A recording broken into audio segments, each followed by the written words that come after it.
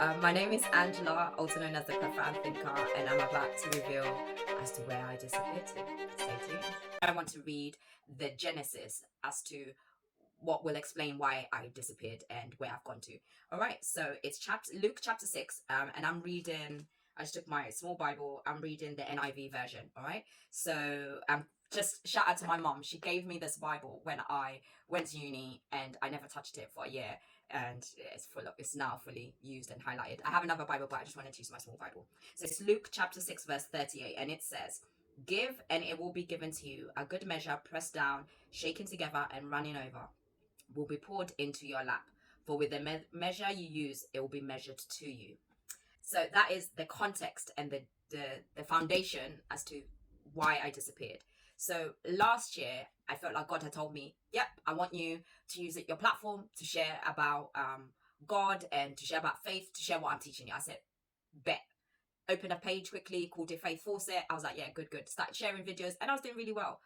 But when I was sharing those videos, I was in the wilderness. I was in a really dark, down place. So I was sharing, but I was starting before God had approved for me to start. If you're familiar with athletics, when a runner is before they start, they do get ready, set, go, and right. And false start means the runner has started before they've been given the go ahead, and that was me. I started before I was given the go ahead, and so I poured and poured and poured, but it wasn't being poured back to me because I wasn't given the go ahead to go and pour. And so what then happened was I was pouring from a dry cup.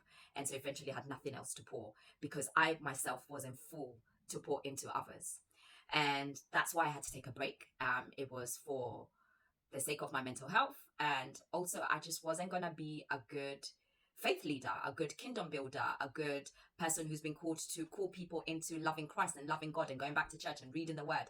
I just wasn't going to be able to do that into the full capacity of how it was supposed to be done. And so I had to take a break. I went through some changes. For those who've known, I've always been based in Kenya. Now I've come back and based in UK. Might have to do a separate video about that. And so there was a lot of changes. I was transitioning from living in Kenya, where I'd lived for like 10 years at the time, and now to moving back, kind of reigniting my life here, restarting here, figuring my roots here, or like my new foundation. And so there was a lot happening in my life, and I just felt I just couldn't exist in this social media space that demands you to share and to be at your best self. And I just needed to do what Psalms 91 says, and I'm going to read it if I can find it quick enough. So Psalms 91 verse 1 says, "He who dwells in the shelter of the Most High will rest in the shadow of the Almighty." I needed to dwell in the shelter of the Most High and rest in the shadow of the Almighty. I needed to come back at a point of rest. And I'm calling this season of my life getting out of the wilderness. Only my friend Kenya understands this. But it's time. It was time for me to get out of the wilderness. God gave me time to heal. God gave me time to feel restored, to feel rejuvenated, to rest. And the beauty about the word restore, right, which was God's word to me, He's going to restore me, was the beginning part of that word is rest. And so before I got restored, I needed to rest. And the second part of that word is store.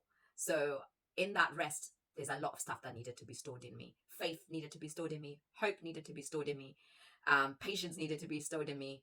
New abundance of love, new abundance of joy needed to be restored in me.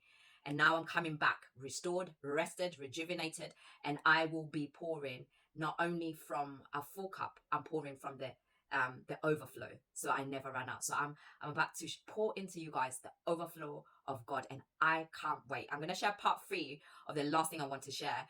So keep following our Faith Fawcett on YouTube, TikTok, Instagram, and yeah, I'm really excited.